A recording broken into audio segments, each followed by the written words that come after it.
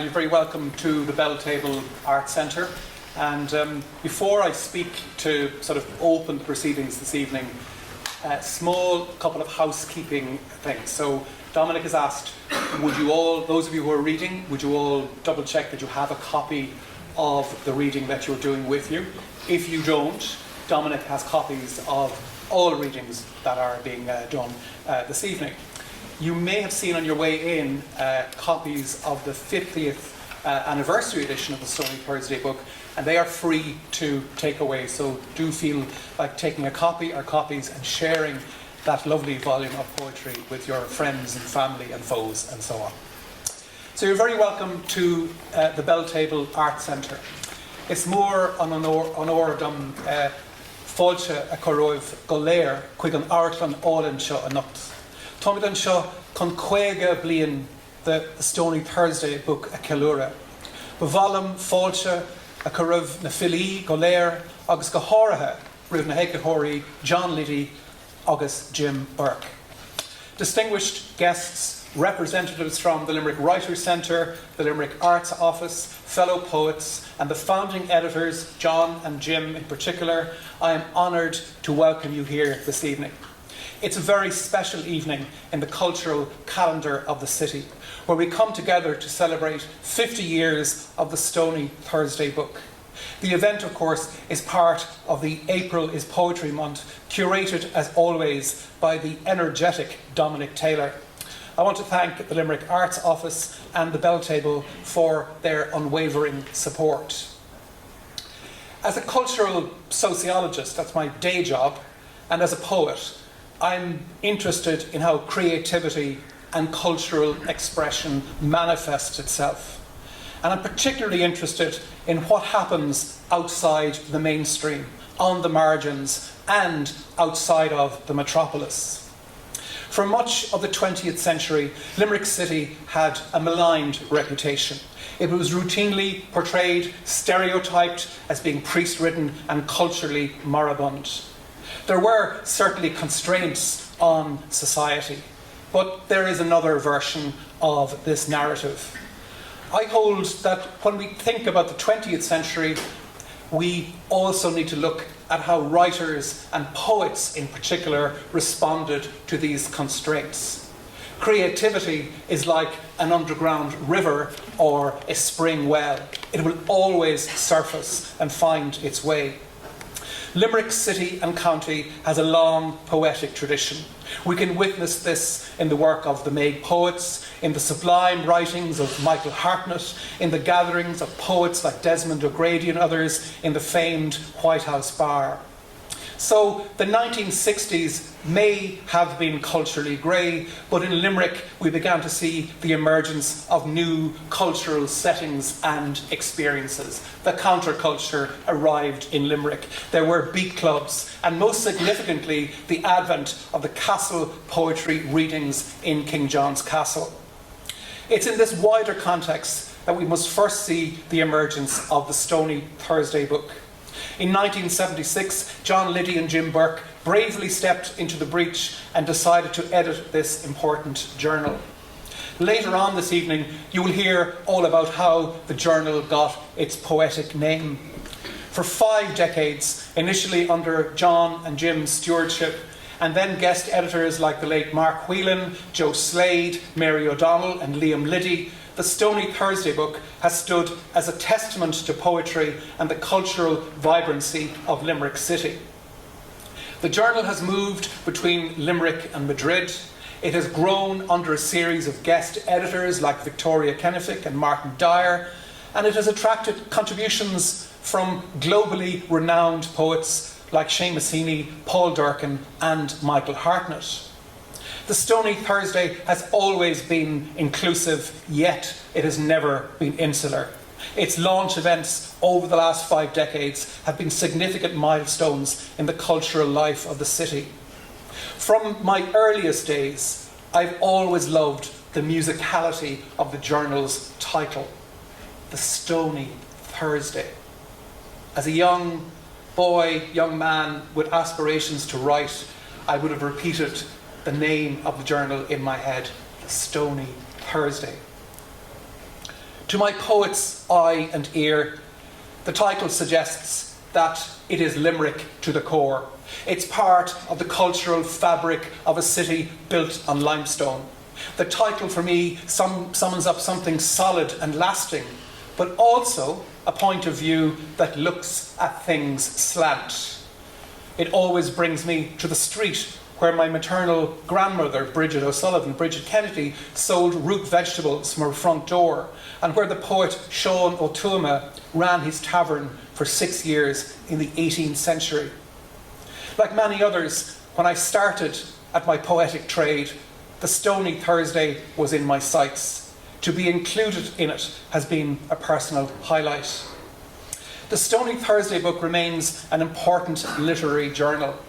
John and Jim are to be commended for their vision, their stewardship, and most of all for their steadfast nurturing of emerging poets.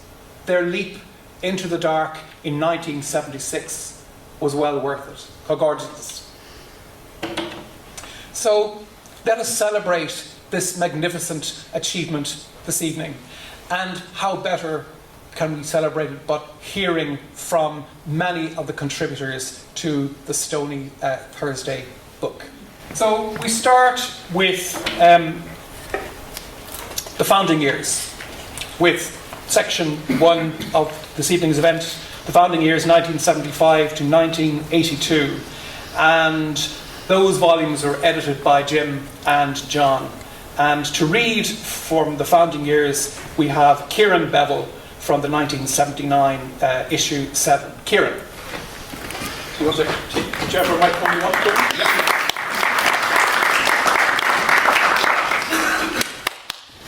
I think one of the only reasons I'm here to read from 1979 is that most of the others have passed on to that great poetry workshop up in the sky.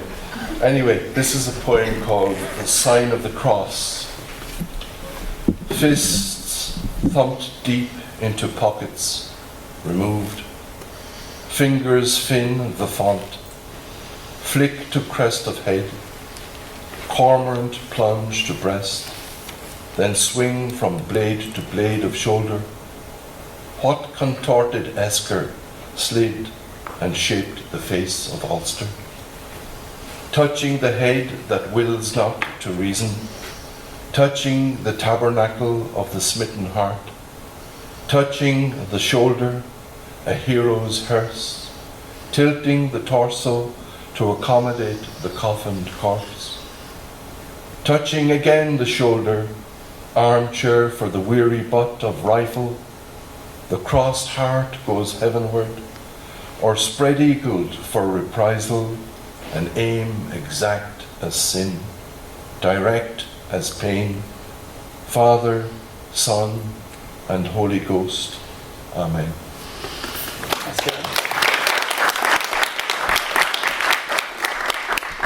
So next we will have Noel King and Joe Slade, followed by Louise C. Callaghan. My poem is from the 2004 edition, and I was in 10 issues actually, but I picked this one for Dominic. It's a bit of humour, really. Grandants. Grandants are taking tea in heaven, chirping about what happens down below. The way young ones these days carry on. Have the child by the house, live in sin, all before getting married. Great maiden aunts miss the scones with thick butter and jam, and the nice teacups each of them had. Sets that went to their nieces, heirlooms slowly cracked and broken. One lot pawned to a broker, another sold to an antique dealer for a fraction, and one at auction on eBay. One single niece keeps a pride service as carefully as she can. Each time she breaks one, she thinks that the great aunt will feel the crack in her bones. But though the great aunt can see, she doesn't mind, smiling that the woman down below hasn't yet discovered the glued together bits on the dinner plate at the back of the set. Thank you very much. This is a poem from the 2010 issue of the Stony Thursday Book, which was edited by a good friend of mine, Mark Whelan. So I chose this really because of that. And I just want to say it's absolutely brilliant that there's 50 years of Stony Thursday. I think it must be one of the oldest poetry journals, which is some achievement. So congratulations to John and Jim. And I'm always delighted if I get a poem accepted in this book because it has a generous spirit. This poem is called For the Unborn. Montmartre, Paris. Where is my reader? Is she, he in the world yet? Maybe they haven't been born. Maybe they're waiting with our new language to be conceived by a woman heavy with desire. Small, fragile fetus, crimson and lavender, your eyes float in your transparent dream. You will be born. On that day, your mother will wrap you in the music of her river that receives everything and keeps nothing. You will be born, so the abandoned words will be saved. Words replete with joy, words that carry tears, yours and mine. You will be born, and you will walk among the joyous. We will sing, you and me. We will be born as sister and brother. Thank you.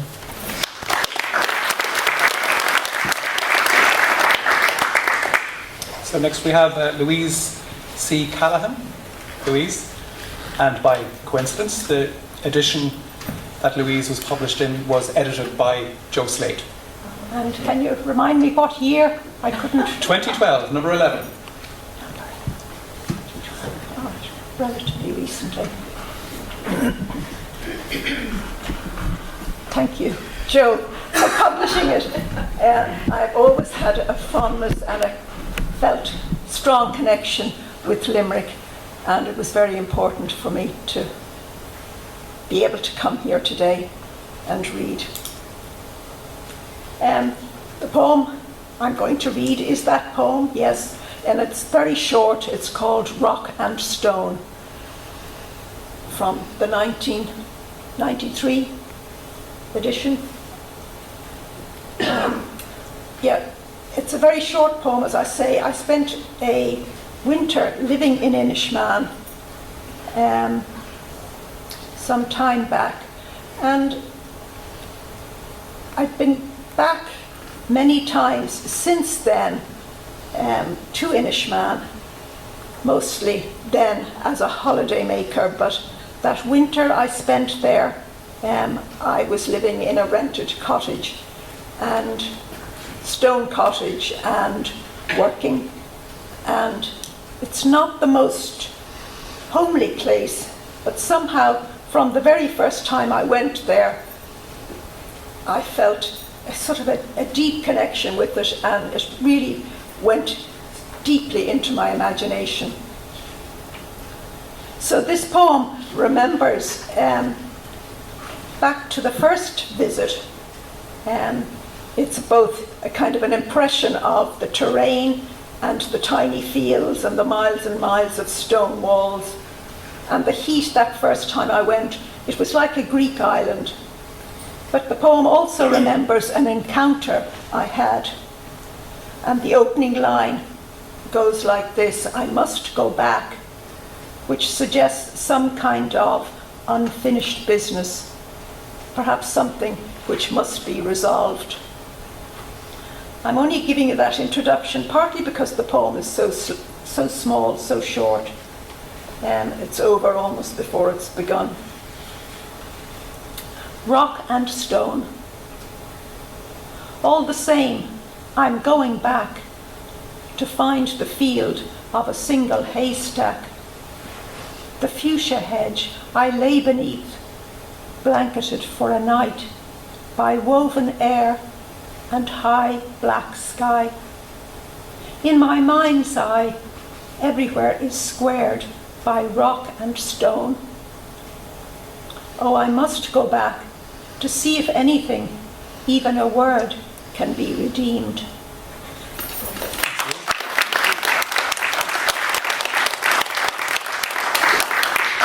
Our next scheduled reader is Noel Harrington. Noel is reading from an edition edited by Paddy Bush. It's nice to be back amongst the poetry scene again. I haven't done a reading in many years. Been too busy with right pace and writing novels and all that malarkey. So I wanted to just pay a little acknowledgement, since I'm back on the scene, of someone who was always very kind and encouraging to me, and I think was a great friend to the art scene in Limerick, and that's Bertha McCullough. So I just wanted to dedicate this to her. This poem might seem to be set in Copenhagen in a winter of 1994, with a young Irish couple in a bedroom doing what young couples like to do in bedrooms, and they're listening to a Van Morrison album, and the song is Take Me Back. Of course it's not set then, it's set many years later, with the poet looking back on it. Do I need the glasses? I don't think I do. Hooray. Okay. Copenhagen Blue Room Winter Blues.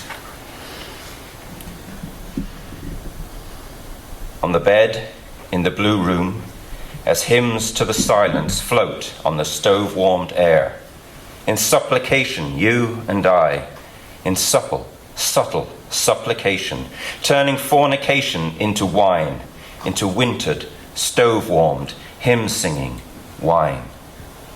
Take me back to when I lay surrounded by blue, by your arms, by your kiss, by your stove-warmed, wine-tingled skin, surrounded by your whispers, the bed springs moving, to the bass and drum, our pulses slowing to the bass, to the drum, and our movement slowing yet constant, insistent, a blues riff, a slide guitar, a harmonica blowing, take me back to the whispering refrain.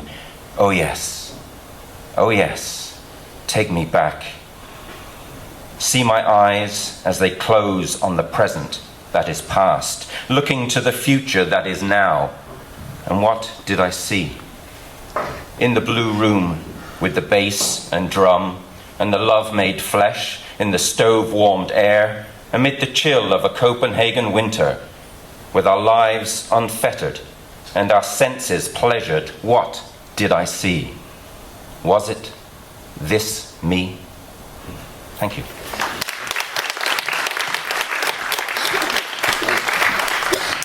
Thank you very much, Noel.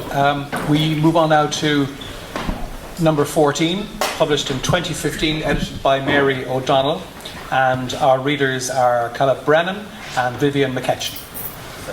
It was always a huge pleasure for me to get published in this, because I had the distinct pleasure of when I entered the poetry scene of being abducted willingly by Berta McCulloch, the late Berta McCulloch, the ineffable, to join her on the Cushla Poetry Festival and help out behind the scenes, and I got to witness many Cushla launches. I always knew I wanted to be a part, and after many years of nearly dares and not this time, I did eventually make it. This was the poem that made it in. Hush.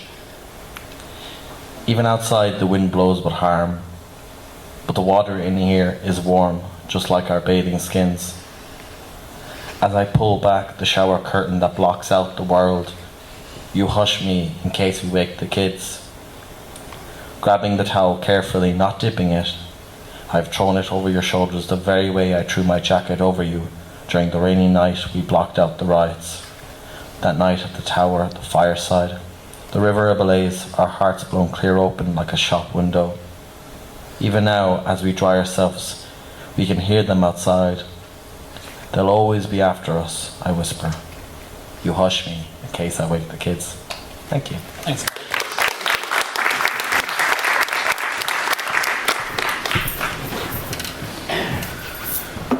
Thank you very much. It's lovely to be here, and it's wonderful to be part of a 50-year celebration of Stony Thursday.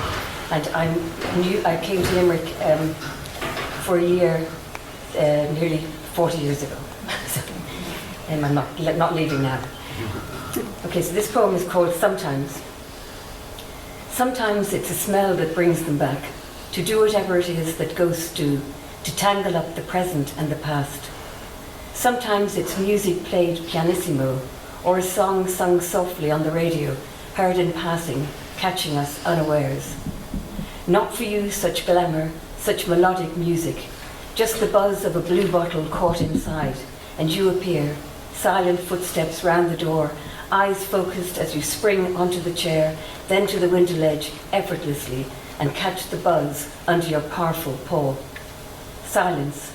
The window frames the moment, you victorious, shiny fur and pearl, silvered in sunlight as you were, are now, and as I remember you then.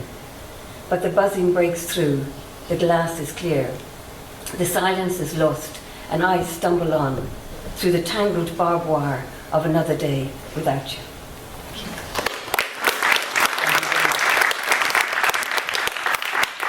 And I'm delighted to mention that Vivian's second collection of poetry is being published this month, and you can find the details of the launch and the book in the programme for April is Poetry Month. Well done, Vivian, and congrats on the new collection. Roseanne Fitzgerald is going to read from the number 15, volume 15 from 2016, which was edited by John Davies. Thank you. I've never read before, my first time, so thank you for this fantastic opportunity to do it, and for the absolutely wonderful book, The Stony Thursday, and for giving people like myself an opportunity to be published and to be heard. This was in 2016, and I just want to introduce it very briefly by saying that it's inspired by the image of Alan Kurdi, the 2-year-old Syrian boy who drowned, if anybody remembers the image of him on the beach.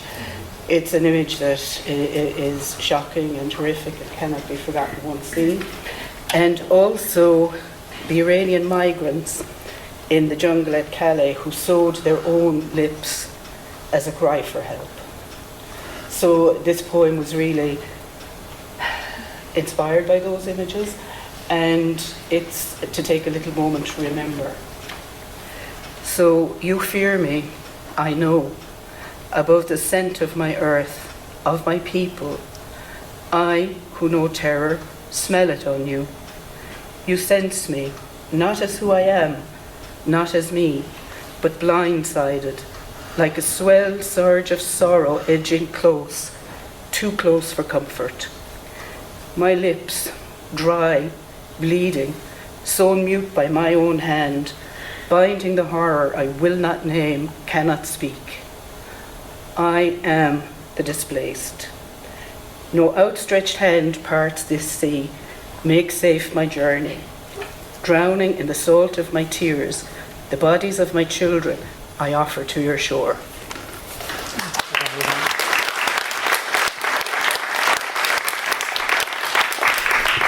So in 2020, Martin Dyer was the guest editor, and our three readers are Marius Tudor, Gerard Smith, and myself. Thanks, Owen. It's lovely to be here tonight and to congratulate Jim and John again. So my poem, Exit Strategy, it's set, I was on my way in to visit my aunt in a nursing home, and the nurse that buzzed me in, she said, "Don't let that fella see you putting the code in when you come out." Exit strategy. Withered and frail, he hunkered into the vinyl armchair of his now new home. He ignored the moans, ear cocked to the retreating squeak of the wheelchair. He cracked a smile as his eyes took in the keypad door. He observed the reluctant arrivals consider the hand sanitizer and scrutinized the happy to go departures vigorously coat their hands. He heard the whistle of the carer, closed his eyes and sunk deeper. Regardless, he was rolled to lunch, routine telly, sing-song, sippy cup tea, pills and slumber. Next day, he resumed his surveillance and thought, maybe today.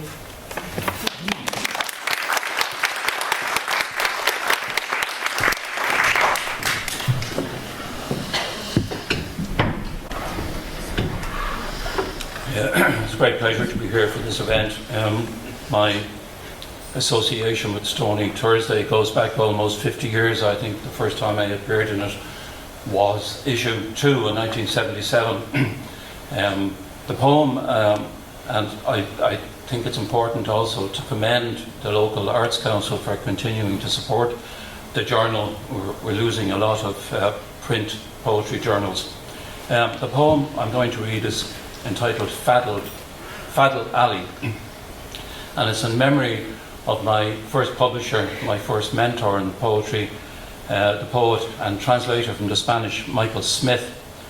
And it's about my second, I'm going back to 1970 when I knocked on his door. I was talking to John about this earlier.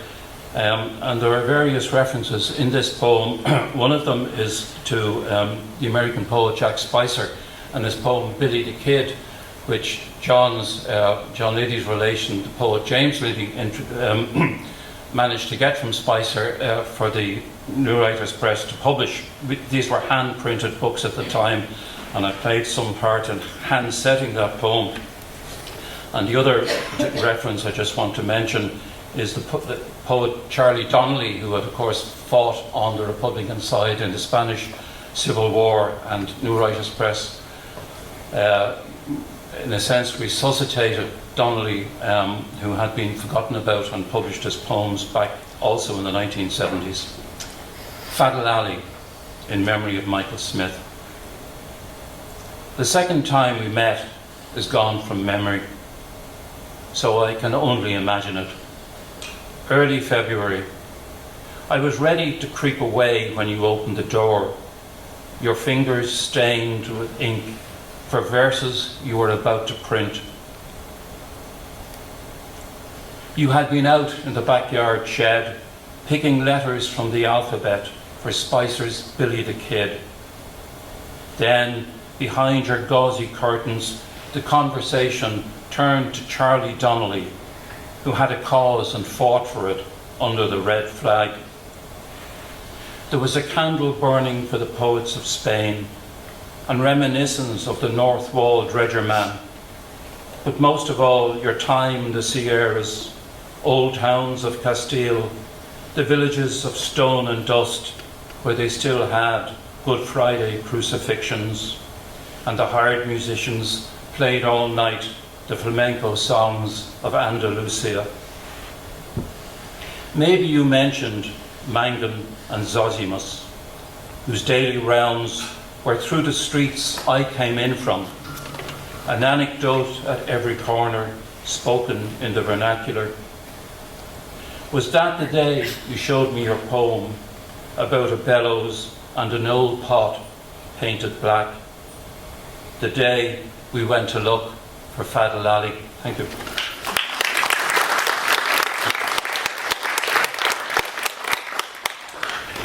Sometimes poems beget other poems. Published a poem called The Bullfield in the Poetry Ireland anthology Healing Signs. And that poem was about the men who worked on the farm associated with St. Joseph's Lunatic Asylum, Psychiatric Hospital in Limerick. And one of the men listed in that poem is a man called Francie Murphy. And he wouldn't go away, and he kept calling me, so I needed to write a bit more about Francie Murphy. So this is the poem Francie Murphy in the number 17, edited by Martindale in 2020. Early spring, butter-palmed Francie Murphy, aged 54, breaks solid ground. Using his father's gravel-sharpened spade, he slices sods, loam, heavy clay. Just 8 inches down, he unearths the scraggy remains of an angry young man in a hurry. Midsummer, green-kneed Francie Murphy culls bottle blonde Scotch grass, rhubarb dock leaves, blow-in weeds, foot-tall electric nettles, bottle green rushes, dandelions, ragworth, nodding thistles. In the luxuriant lazy beds, egged on by the rotting fronds of spring-tide seaweed, Francie Murphy plays God, choosing which leggy seedlings to kill with his bare-knuckled hands. Late autumn, stout-bellied from his marriage to porter, Francie Murphy wears his mother's size 7 rushers, taking treacle steps over 19 and a half damp acres. Small fields reclaimed by his father's father, each of them named as you would a newly baptized child. He plucks the dregs of blackberries, haws and hazelnuts from brazen hedges already hoary with mildew, frost and puka spit. In the grey light of the hardest of winters, just 3 weeks short from reaching half a century plus 5, Francie Murphy stands by the ox-blood barn door.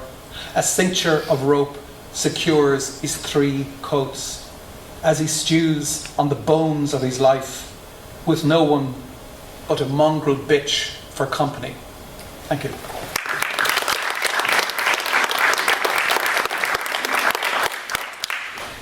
So next we move to 2022, and we have Michael Durack, Phil Lynch and Jamie O'Halloran.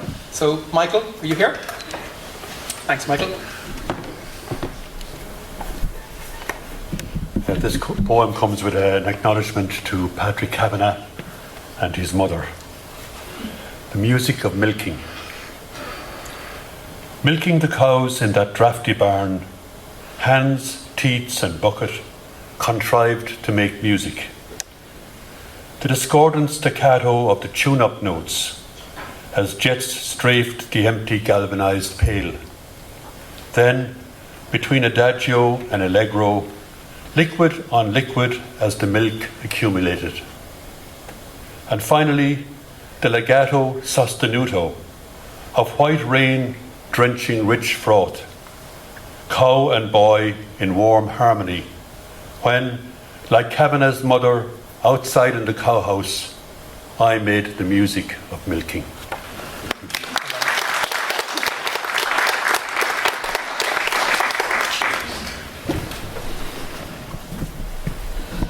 Good evening, I'm delighted to be here. Thanks very much and congratulations to all concerned with 50th anniversary.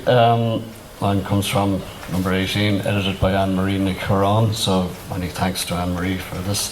The poem is called Direct Knowledge. It is said we should have known, but mostly we didn't, because we did not have the knowledge to know that things were other than they seemed, other than we were told to believe. It took decades and tribunals of inquiry to reveal truths, extract apologies, promises of no repeats. Now we have the knowledge to know that some things seem other than they ought to be. In another future, it may be asked again why we did not act. Thank you.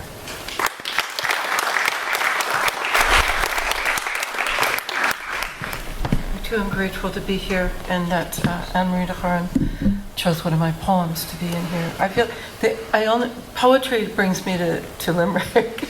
Every time I come, it's for poetry. It's just, that's my association with Limerick. Breakfast myths. Not right today. Waking from dreams of our dead daughter, his mother dying, and something in threes. A trio of baskets or bushels, or something I had to pick, moss or soil or mulch. What holds keeps us living? He tells me that while my dreaming self framed his family, he drowsed into mine. Nephew driving without a car, Sisyphean sort of, pushing the car uphill. Aren't we all? The bulk of grief lounges in the back seat over the wheels, sad ballast for our wobbly strike, when we'd so rather slink away at inching forward.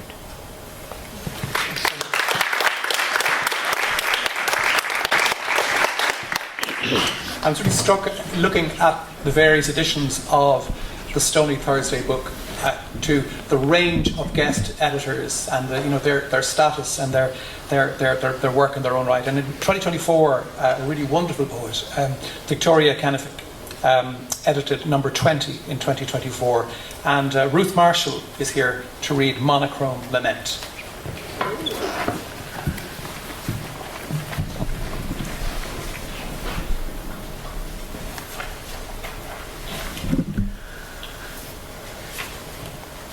Having been in a few of the Stony Thursdays, for which I'm very grateful, I chose to read this one because I wasn't able to read it at the lodge because I had fallen and broken my arm and couldn't dress myself. So here we go.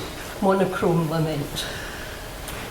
You in a black donkey jacket, me in a white duffel coat.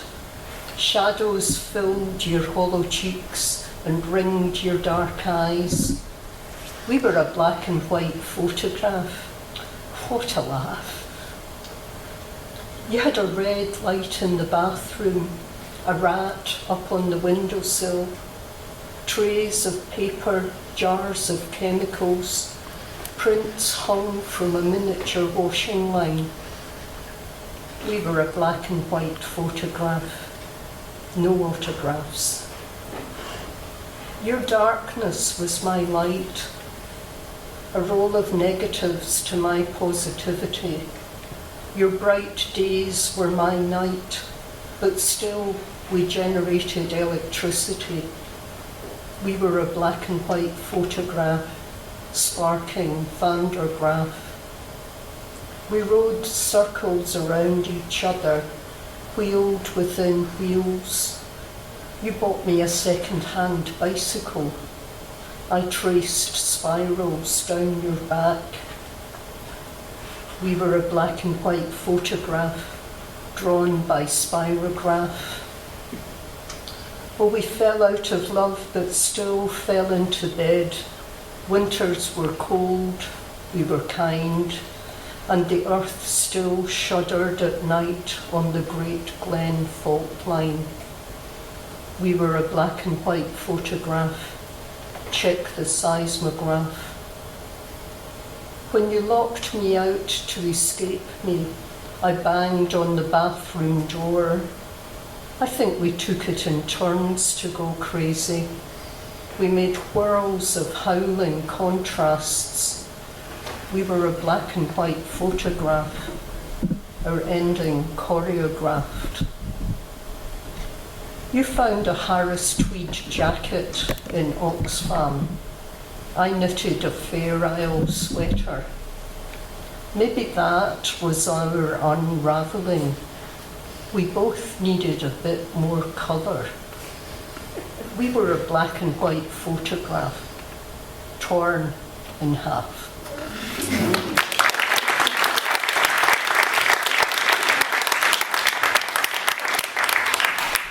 You will be aware that the Stony Thursday Book has been made possible in recent years by really sterling support from the Limerick Arts Office. And we're joined this evening by Etienne McCooey from the Arts Office. Are you here, Etienne? Yeah. Would you like to come down and say a few words before we move on to part two? Thank you. Oh, I feel bad. I'm kind of interrupting the stream of beautiful poetry that I'm listening to. It's absolutely gorgeous here this evening. And I'm not going to keep you long. I just wanted to say a very sincere thank you to Dominic and to the Writers' Centre for inviting me here this evening and for doing this fantastic tribute to Stony Thursday. I was here for the launch of the 50th anniversary book, and I have to say I was blown away by the talent, the dedication and the passion that all of you have for your work. And it was absolutely wonderful. And with that, I'd love to thank both Jim and John, and who edited the book last year. And obviously, I'm going to work with them over the next few weeks to decide on an editor for the next edition. The book, as you mentioned, is made possible through Limerick City and County Council funding, but also through the Arts Council. So we use our partnership funding to allow this book to happen. And it's a really important part of our arts programme. It's something that I want to see continuing. I would hope that we'll do a call out for submissions in coming months, so please do keep an eye out for that. And I'd really love to see a really strong Limerick contribution to that. But keep an eye on Limerick Arts Office, Facebook, social media, so on. We will be advertising it shortly. And thank you again. And I'm looking forward to hearing the rest of the beautiful poetry here this evening, and also best of luck, and I hope everything goes really well for the rest of the events for the month. Thank you.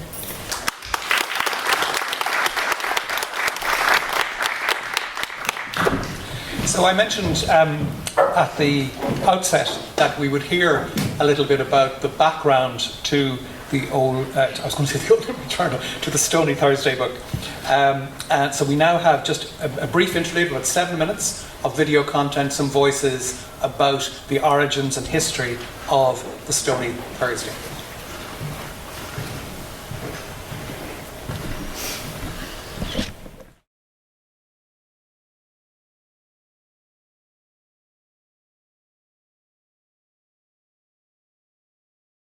We were looking for a name. Yeah, well, I recall that we had 3 names. I don't remember the other 2. But I remember the Stony Thursday Book stuck, and it stuck for 2 different reasons. It stuck with John because John had done a bit of research, and he'll tell you about it now in a few minutes. And he had discovered the Stony Thursday in Limerick history. But I must say, for me, I was listening to Bob Dylan at the time. We had people like Max Whelan and Katie Bevel, who was very, very, very active in it. Sean Burke, the famous Sean Burke, who was partly responsible for getting George Burke out of Wormwood Scrubs prison, used to refer to it as the Stony Book. My only connection with the Stony Thursday book was, in a way, to do the odd illustration for it. Like, I think one of the earliest ones was probably Kate O'Brien. Now, we started that because I think the Castle Poets book tended to kind of disappear there for a number of years, and we filled a gap with the Stony Thursday.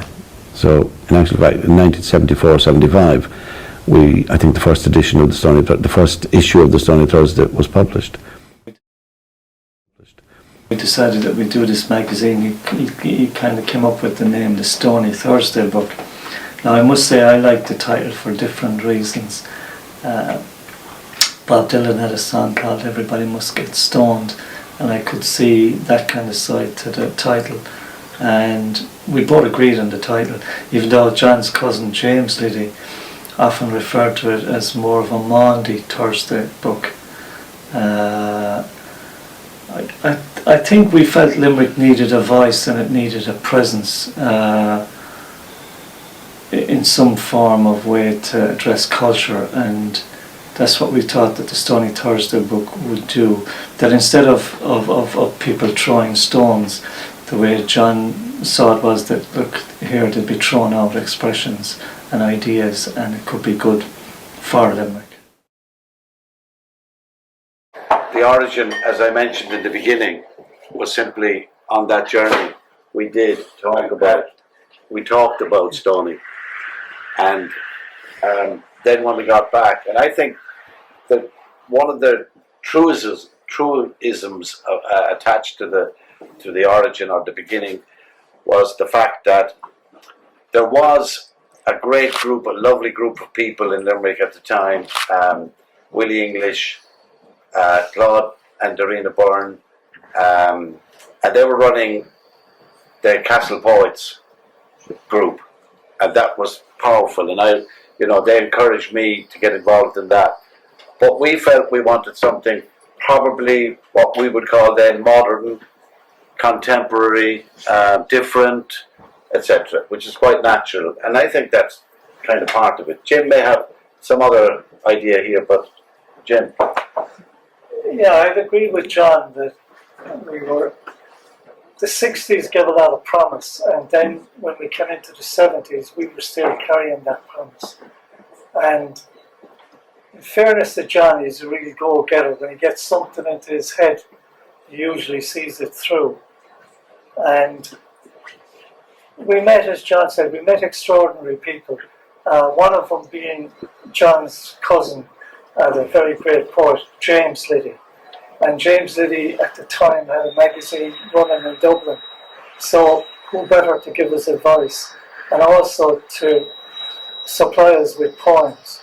Like, it was amazing that we went from a very obscure magazine to getting poems from the likes of Paul Durcan, Matthew Sweeney, Seamus Heaney. It was unreal, and there were the two of us driving the car. I'm not sure, is Cypher still going? Cyphers, it is, yeah. Okay. Aileen, Cyphers and ourselves and Stony, I think there was about 3 months in the difference. Yeah. It was also founded in 75. Who was first? It's a bit of a debate, did they publish first, or did we? I'm not sure, but somebody needs to do a little bit of research on that and just find out that the actual date. It's probably easy to do. How many eventually of the Stony Thursday Book did you get together? Here in Limerick we did 8. Madrid 2. And then it went into a little bit of silence, and then along came Mark Whelan, and he kept it going, and he moved it into a kind of a more economical footing with Kushla, the Arts Council. And Mark, I have to, I'd like to pay a tribute to Mark for the work he put into that. And I asked Mark years later, I was editing an Irish section of a magazine that was coming out from Tianjin, place I mentioned in the poem, in China. and I asked Mark for a poem, and this is actually what the poem he sent me, and it was his last published poem, and I'd like to read it in his honour and recognition for the work he put into keeping Stony going. My death. So much to be left behind when you leave. No more remembering towards what is past. No more promise of tomorrow. My death waits stunned by the cobweb tears in the mingling of unknown sorrows, flowing in the pipes of my veins. Bare and naked, I no longer matter to footprints left in the echo of crunching snow. There is a song to be sung to break the windows of light and to have nothing more to do with time. It rests at the bottom of a river where above the lowest walk across bridges, their shadows blocking out the light of the sun. And that was the last published poem published by Mark. But we remember him here tonight along with Joe. And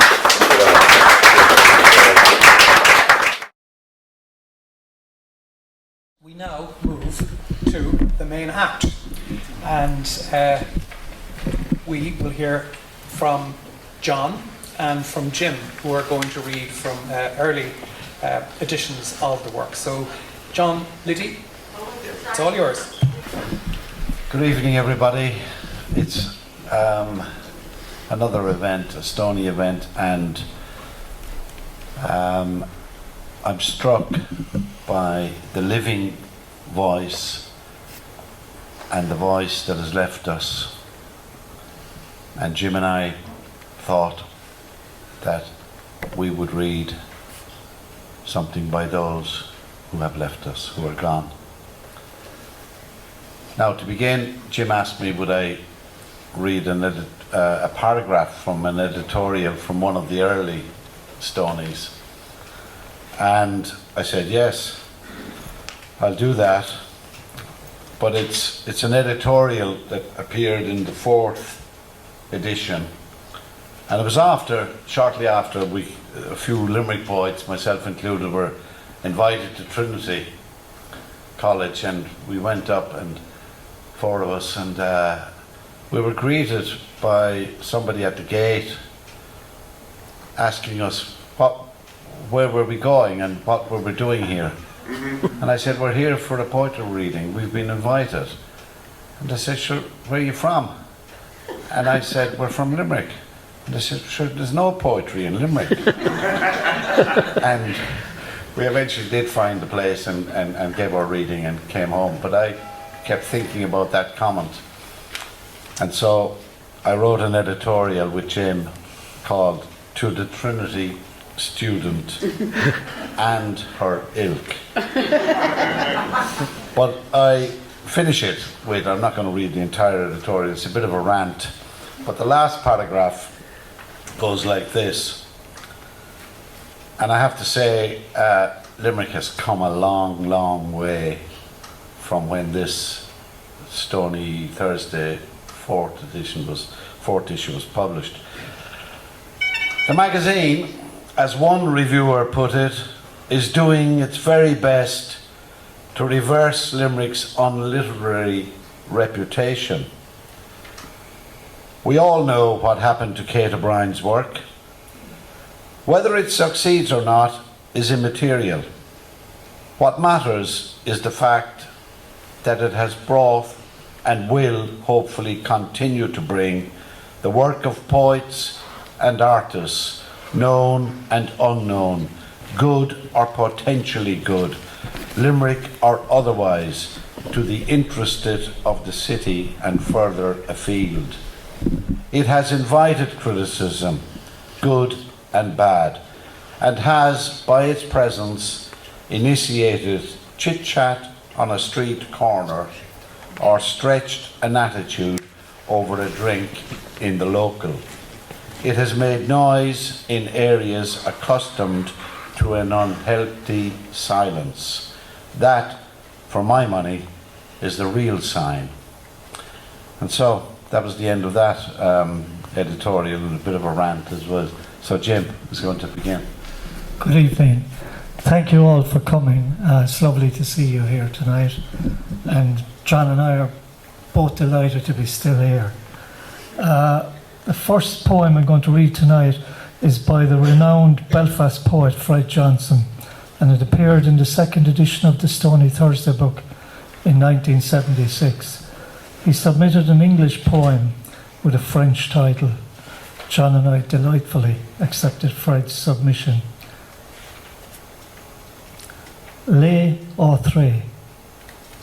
Everything that meant autumnal decadence, the feel of a great slumbering round about the hill, and what remained behind, relics, trifles, these others demanded homage.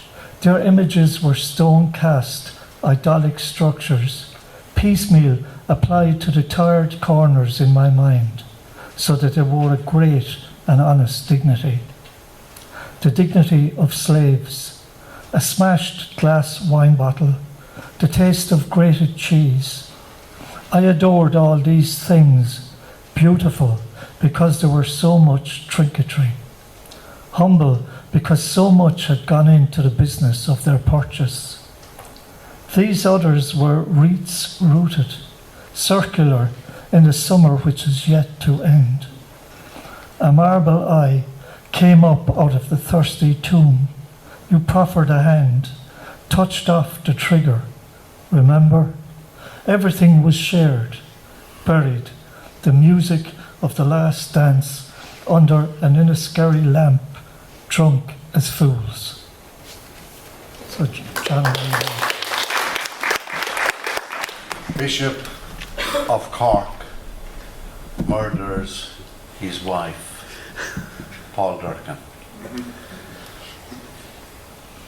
Such is the loyalty of his flock that on hearing that their bishop had murdered his wife, their immediate response was not of sympathy for the deceased, but of regret that their bishop had ever got married.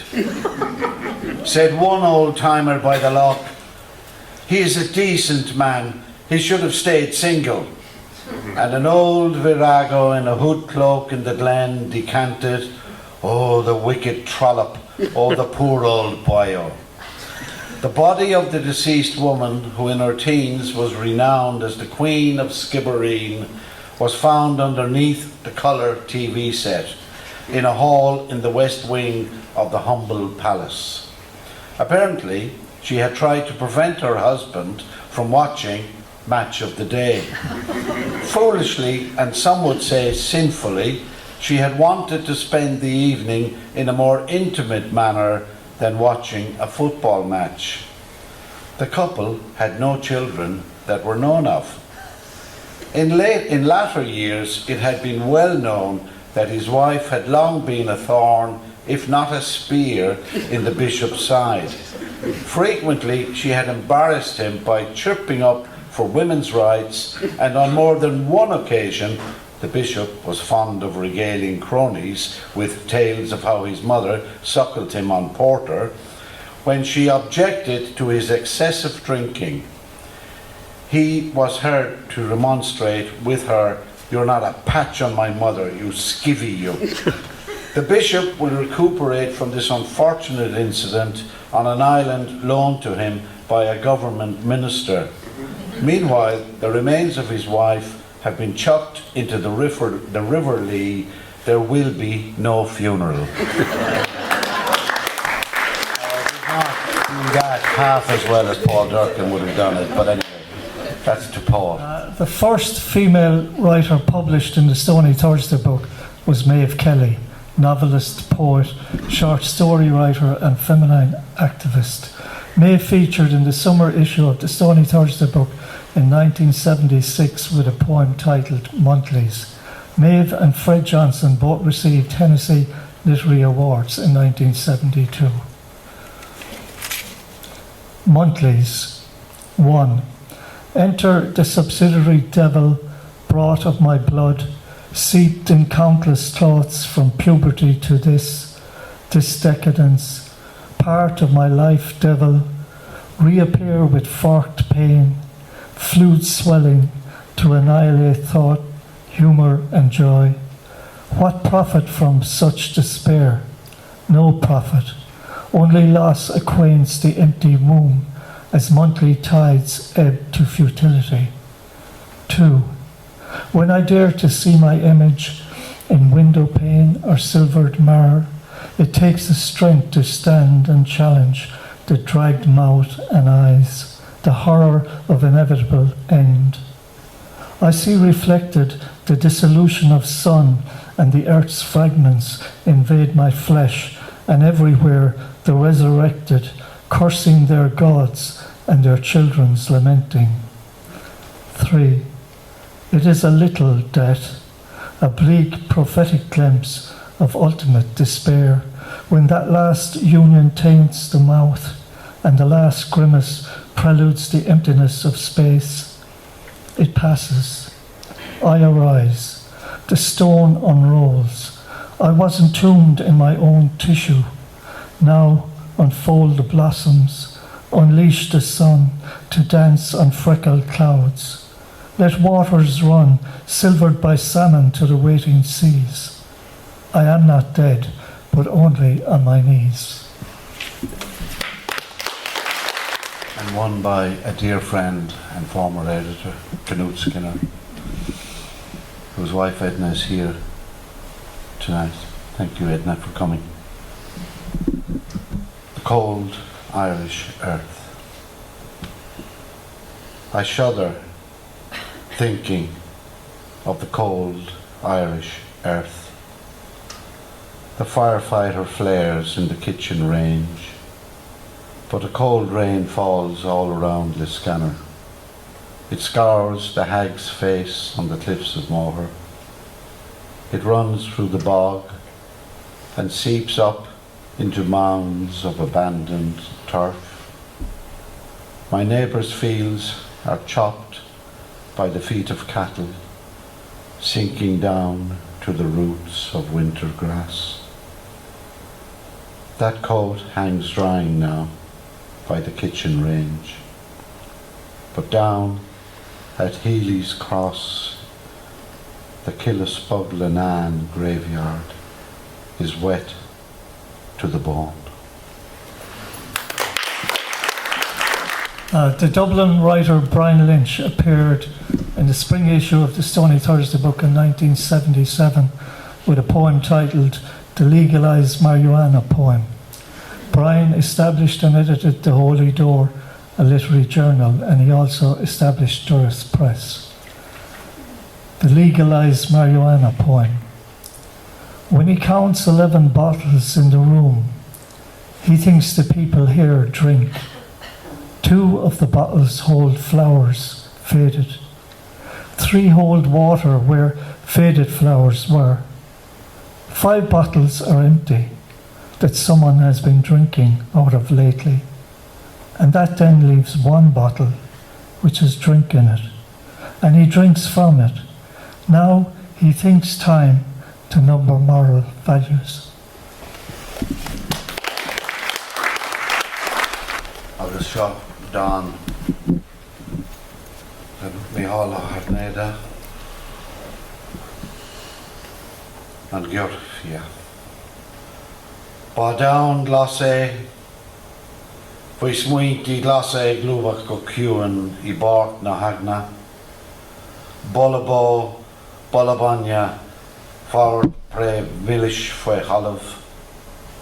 Cúlashi turnach, hit on spare ar yem, dalp on sliev on grain sheer, monach on down, mar copying le goeta.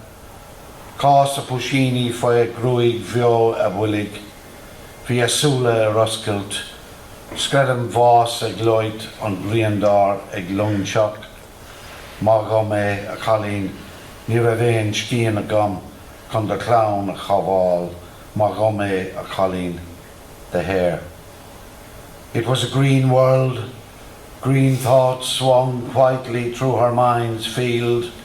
Smell of cows, smell of milk, pressure of sweet roots underground.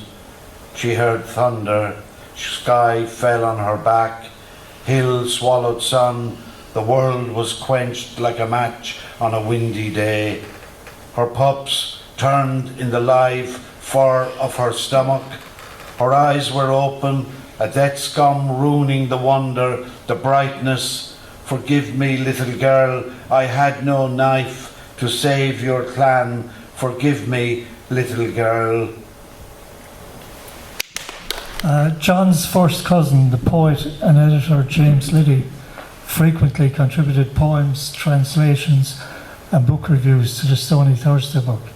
He was a great friend and supporter of the Stony Thursday Book. A merrymaker, often James used the pseudonym Billy Brooks. He submitted in the biography Billy Brooks, a dropout from the Sorbonne. James translated Baudelaire, and he also translated Guy de Maupassant, who spent summers in Kinvara. Kinvara was in issue number 3, 1976. Kinvara. The petticoats turn into shawls, the dung at the door into children, who are not simple angels, though they have no future. The sea lifts its buckets of water. Sweet face of Jesus, I am terrified by you because you had no women. A maiden in a red petticoat comes up the road. I must talk with her. I am not Jesus. Will you walk a piece of the coast with me? Finally, a poem by Desmond O'Grady, and we did a special issue for Desmond of the Stony. And this one was a poem Desmond wrote called John Berryman. He's done it. Did it, waving gently down his final long drop, though he swore he wouldn't. That noon over wine, Spoleto, Italy, crackling still from Ireland and the Dublin pubs his hero Yeats never entered, knew, wrote of or could like Jazz Joyce. And I believed him, sort of. How disbelieve such brave, brazen, beard head, beautiful hands of a maker, crow feet eyes like Irish seaboard inlets of my childhood? Because of the children, he said, and told me his father's suicide story from his childhood, and I believed him. 40 below and the Mississippi frozen, his specs folded into his pocket, and one walking black passerby on the early morning bridge to wave his forever farewells to. Got a meal of mine.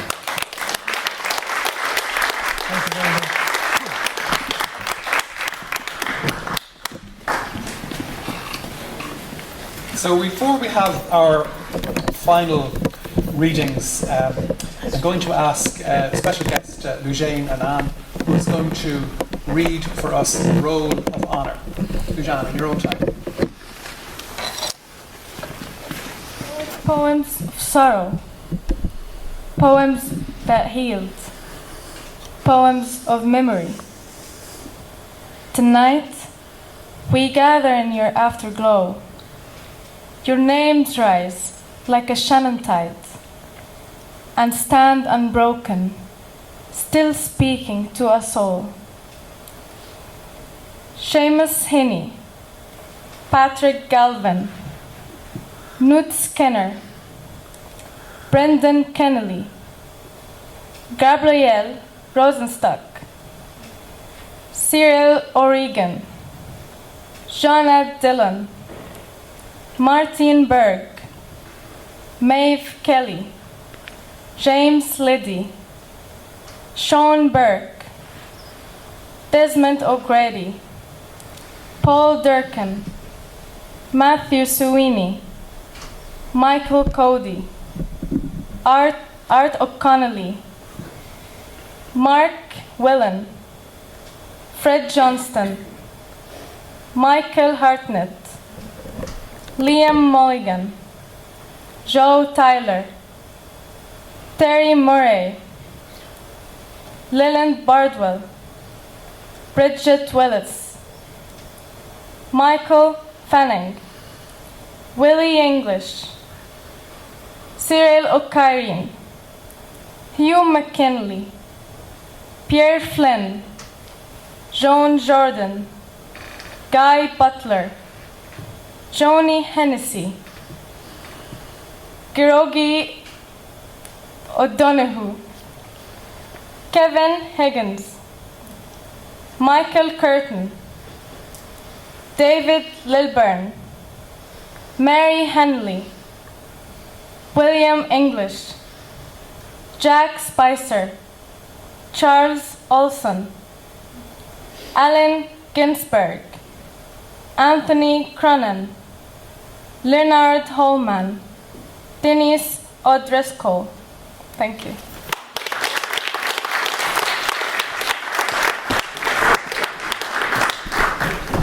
Thank you, Eugene, for reading that. Eugene's a student on the Masters in Creative Writing at the University of Limerick.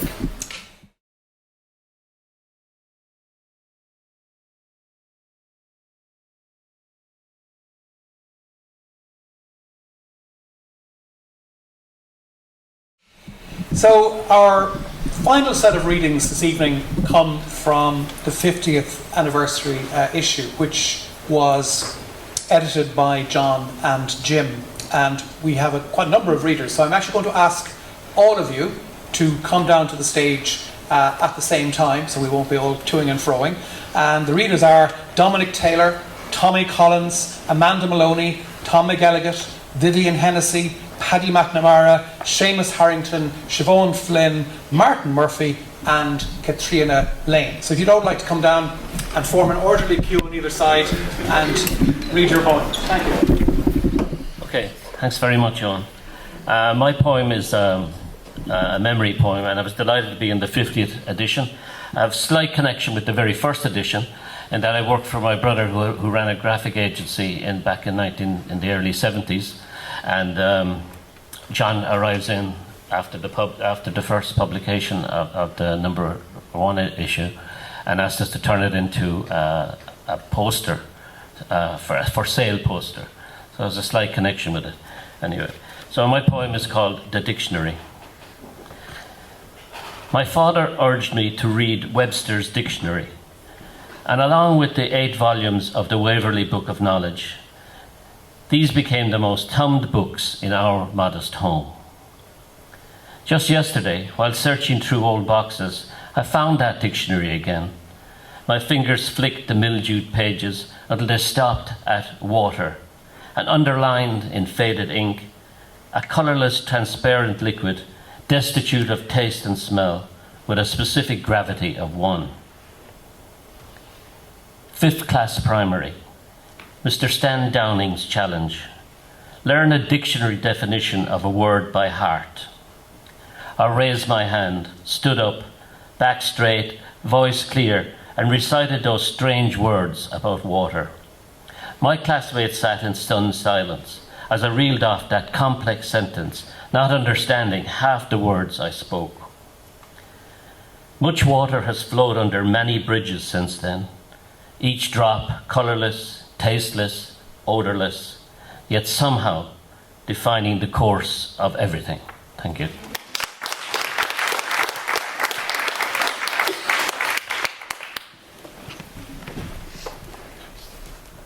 This one's called In the Nick. In the nick. Dirt often catches in the nick at the top of the kitchen sink, made by the knife you threw when I suggested you take a shower before the toy show. Your clothes, your skin stinking of the joint you'd smoked on the walk from the bus. I didn't want it to transfer onto the couch or the cushions or us in our fleecy pyjamas. But I couldn't keep my voice light enough to jolly you along.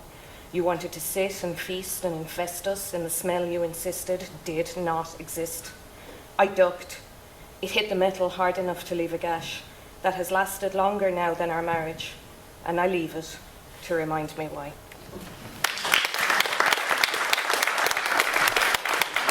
Thanks very much.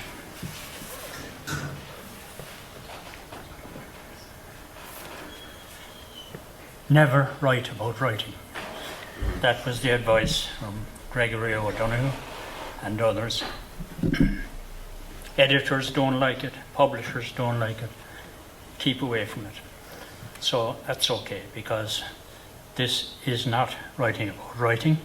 This is writing about not writing. A slight correction. I've made a right correction in pages 1 and 2 that alters my perception, updates my point of view.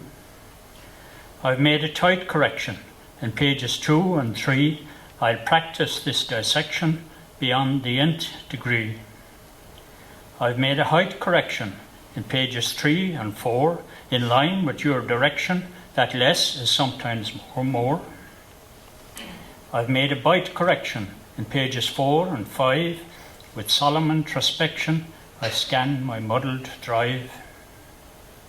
I've made a bright correction in pages 5 and 6, the strains of imperfection take root in lexic tricks. I've made a spite correction in pages 6 and 7, the blizzards of rejection obscure each way to heaven. I've made a trite correction in pages 7 and 8, it's such a sad reflection on all my work to date. Unmade and night complexion in pages 8 and 9, betraying my predilection in every single line. I've weighed each white inflection for ages, sign, and then, deleting every section, I smashed my errant pen.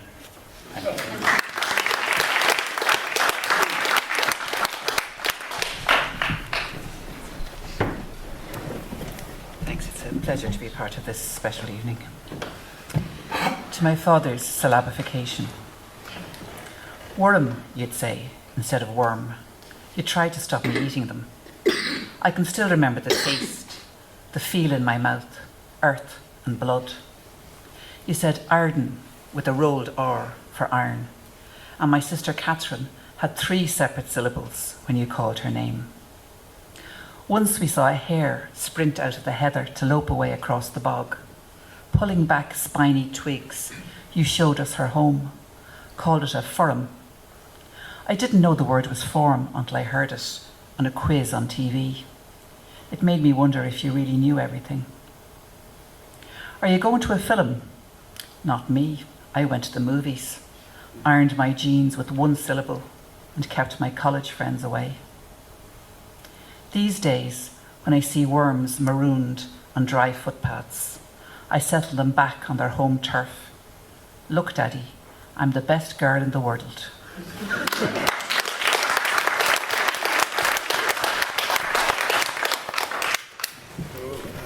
Can I just say it's a real honour and a privilege to be here tonight celebrating 50 years of Stony. I was in the Museum of Irish Country Life in Castlebar a couple of years ago, and there was a section there on the schoolmaster's office, and I came across in a glass case the leather that I had last seen when I was about 16 years of age, leaving Sexton's. It just stuck with me, and eventually came up with a few words. Here they are. Leathered, on display in the Museum of Irish Country Life. Cracked, dull and faded, the squat dark shape still could shock me back some 60 years. Benign, redundant now in its glass case, yet close enough to open up old fears. But in that moment, shiny and supple black, I saw it at the apex of its arc. The leather, hide well cured and tanned, poised above a bare and outstretched hand. Could hear its wind-displacing rush come thunder down on raw and tender flesh. Well crafted, shaped, neatly saddle-stitched, by man devised, not just found in any ditch. Of cruel width, 12 hurtful inches long, and the thickness of a small boy's swollen thumb. Thank you.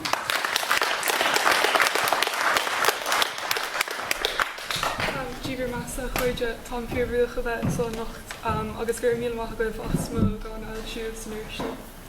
My poem is called Dumb Green Shoot. The world is sheen of silver, green and grey. Fish belly ground slid between the sky and a stone spine. Flashes of fields flooded to a metal confluence, and there is an Ireland here, somewhere in this muck, where bog bodies squelch free from their lakes, up into sideways rain lit by the setting sun, and sit on benches overlooking the Shannon, the Lee, the Liffey, the huge sloshing Atlantic and the tense Irish Sea, low hawk bellies skimming the waves and watch the pebbles of their lives skip out across the water. Thank you.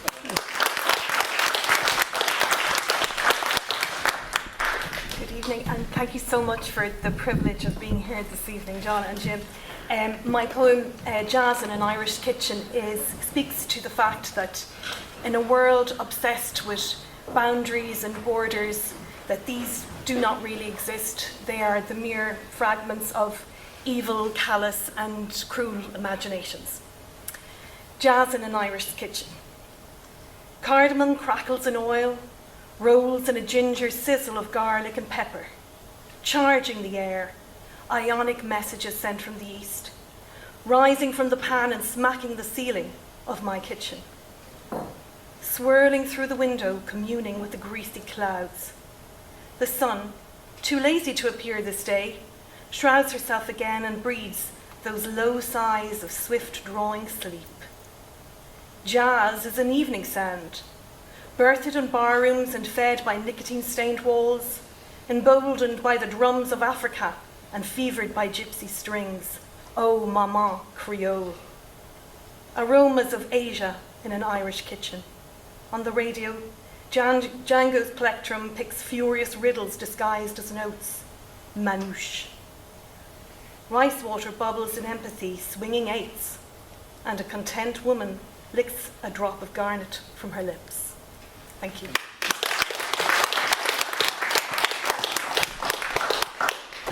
I'd like to congratulate Jim and John on their 50th collection and for including my poem.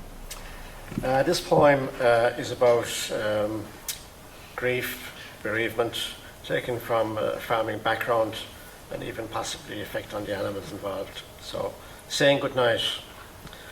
Unable to bring back the past while wishing for it, taking on the mantle of her beloved herdsman, walking the threaded cowpath, avoiding the soft brown down, stooping to pick a white cup mushroom hidden in green blades, its pale pink flesh as perfect as a newborn, smelling and holding it by its earthy stem in Mangan's meadow, where the sweet crab tree swayed with soft pink blossom, invaded with spiky thorns of the nearby hawthorn. The dew descended in a soft, misty blanket, masking the roots and lower drooping limbs of groaning oaks, leaving their uppers suspended in animism of strange mystique, and listening to the haunting lowing of the cattle, who greeted her arrival in glimpsing wonder, transfixed with protruding eyeballs like large glassy marbles, standing there passively, breathing in the chilly air, exhaling it in a condensed, steamy, spirituous spray, chewing and grinding bunches of molasses-sweetened hay, while they slapped their tails at the irritation of burrowing, scratching ticks, raising their pink and grey streaming noses, speckled with mousy blue spots, just enough to acknowledge her, awake-like and solemn, perhaps missing the familiar nudging ash plant of their old herder's hand held no more. Swallows and swifts arrived to bring peace and tranquility, and watched from the safety of the rafters of the derelict shed, feeding on farm insects and any remaining boring worm. The dark is falling, Michael, and I must leave you now. Rest yourself easy. I miss you.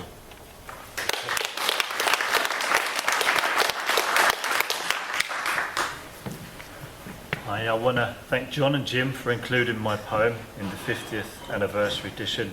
I was absolutely delighted, and it's an honour to be included in amongst some great poets. Now, mine's a memory poem, which is kind of typical of my own writings, because I can't really remember what happened yesterday. I tend to remember what happened years ago. So this is a memory of 1981. An afternoon of playing football on a concrete pitch. The usual scenario for us back then in 1981. I was the oldest at 15 years of age. The sun was shining, as it always seemed to when we were young. Two of the community workers in the playground made us an offer we couldn't refuse that day. No stranger danger was ever considered then. A concert free of charge to us that very evening. All we needed was our bus fare, 5 pence and the obligatory permission from our parents. At 6 o'clock, we caught the number 18 bus from Harlesden to Wembley Triangle. Just a 15-minute journey for us, but with 10 excitable young boys in tow, the ticket holders had their work cut out for them. It wasn't until we reached the Empire Pool that it was revealed to us who we had come to see. In enormous letters above the entrance, status quo, the Never Too Late tour. I knew a little bit about them myself, but that night started a lifelong love for these long-haired, double denim rock and rollers. From the moment they played the intro into Caroline to the final encore of Down Down. Even us kids rocked the night away with all the seasoned headbangers. What a thrill that was. The next day there was no point in my parents asking me how I'd got on at the concert. I couldn't hear a thing. I couldn't hear a thing for 3 days. I didn't need to hear anything else. I could still hear the quo rocking in my ears.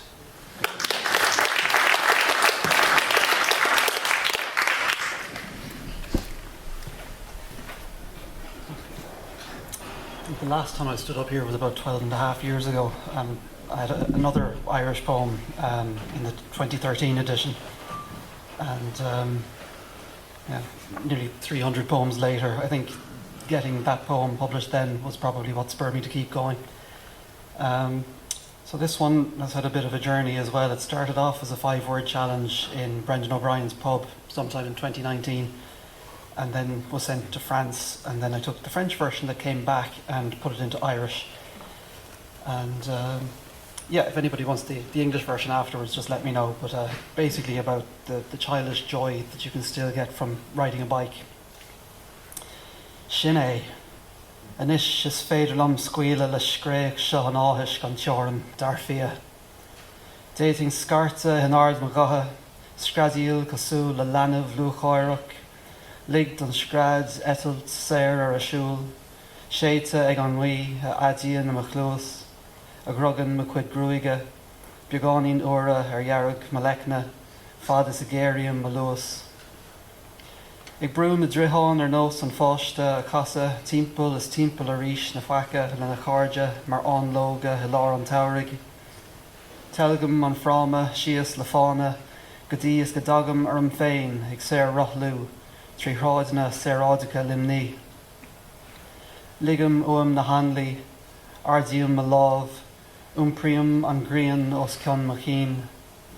Go deo ní bhthó déin ní ar an nós sin, ar nós etalt na drid i glápholas an tránóna, nuair a ilan si ar an alta, go bhágan si a cuid bortha beaga, séir ar folún, hawl ar bhealach ard na bófinna.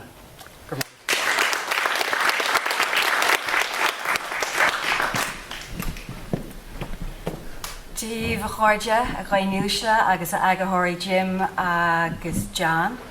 Gur míle mágad as Morán a bheith the Stony Thursday Book. I always say there's a home for every poem. I'm beginning to think now, should I sort of tell you about my Limerick connections?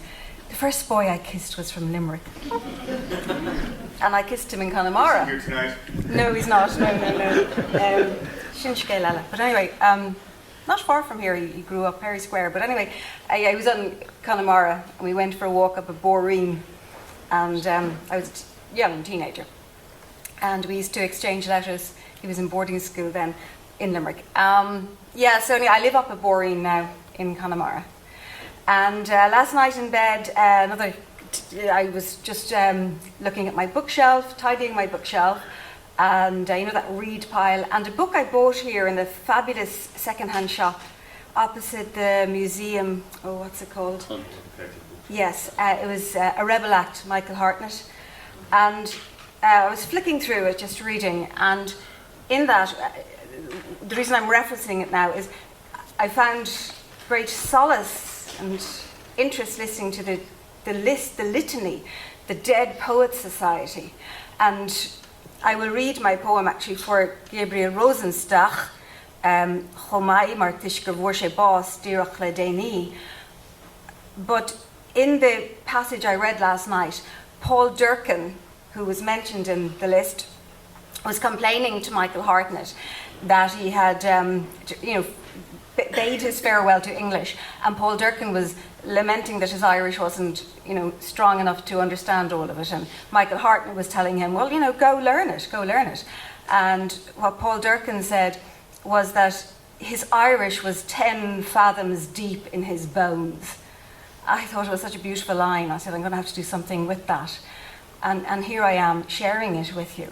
And when I read my tiny poem, I'm going to read the translation first so that the Irish will ring in your ears in memory of, Michael Hartnett as well. In relation to this poem I'm about to read, I think, again, so many of us here tonight talked about death. And I'm beginning to think as I sat there that in death, when you lose someone very close to you, it is in that losing that we define our love. And exactly 3 years ago in April in Dunleary, I was reading a poem about a hare, like what Michael Hartnett was reading there. And I was wearing this exact outfit that just occurred to me today. Life is very serendipitous. Sorry for going on a lot. You'd think I was a priest like that bishop married to the lady, but however. I was in Dunleary in the Maritime Museum. It was Poetry Day. And I had just been told an hour before our reading that my sister, who was diagnosed on February 1st and was in a hospital just down the road in St. Vincent's Hospital, that she had been told that the cancer had spread to her brain and that she would decline within 6 weeks. And she was dead within the month. So she had a very short illness of 3 months. And she was a girl who was never sick. She was my younger sister. And I just remembered all this sitting there because I realised I was wearing this guna. And I dedicated that poem to Marion. And again, sitting here with all the dead poets, I realised that was the only poem that I dedicated my reading to her when she was alive. And since then, I've published several poems about her death, but a lot of them have been, in rage and anger and sorrow. And then this tiniest little poem I'm going to read for you now is from pure love, because as we all know, we go through so many different stages of grief. So if you have someone special, you can think of them. It's so short. That's why I talked so long. And I'm not really. Okay, I'm going to read it in English and then in Irish. Fisherman's Knot. It is not hard to carry you. Your memory is no weight. Like spider threads, dancing silver stitch upon stitch.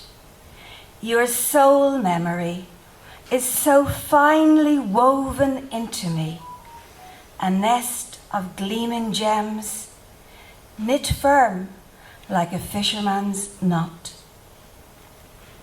Snaim an iskra, ní dalig tú a umper, ní úlach de chuivna. No stausa an dau an ala, at ní an snó in ag snóha.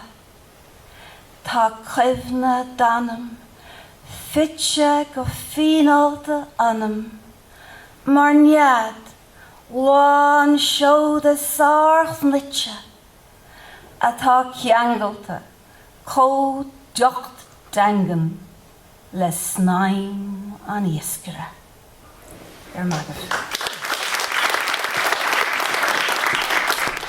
Galuntuk, Gurmagat, Katrina. So we are at the end of this wonderful evening here.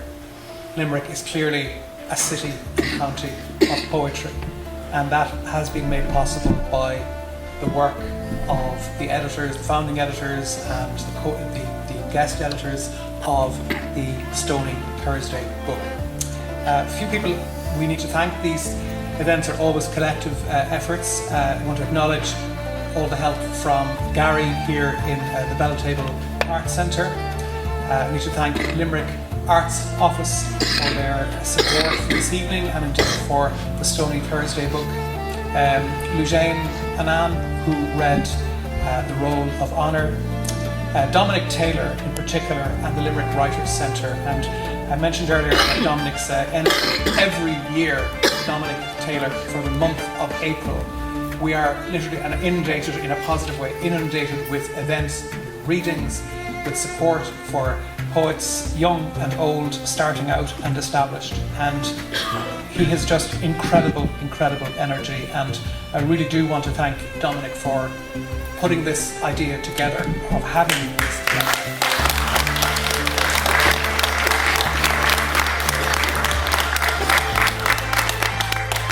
I also want to thank all of the readers who shared their work this evening, and your guests and your friends who came maybe to hear you read. It was really wonderful to hear so many of you read from so many editions of the Stony Thursday Book. But in particular, I want to finish by thanking John, Liddy and Jim Burke. Would you please put your hands together for the end? And in whatever medium or whatever format, here's to another 50 years of the Stony Thursday Book.